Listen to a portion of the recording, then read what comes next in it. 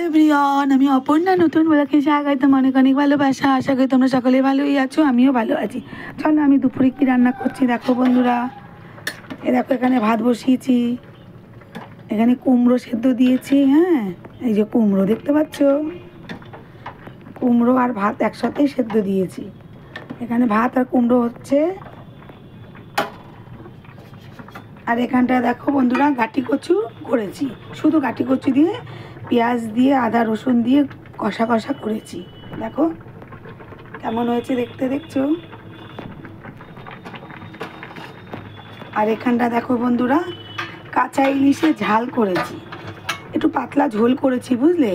কালকে উপোস ছিল বলে আজ বেশি কিছু রিচ করিনি, একদম পাতলা ঝোল। দেখো একদম পাতলা ঝোল করেছি, দেখতে পাচ্ছ বন্ধুরা, একদম পাতলা ঝোল করেছি।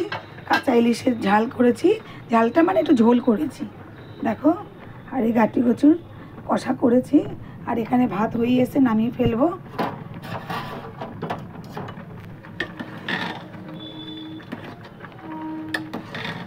এই যে কুমড়োগুলো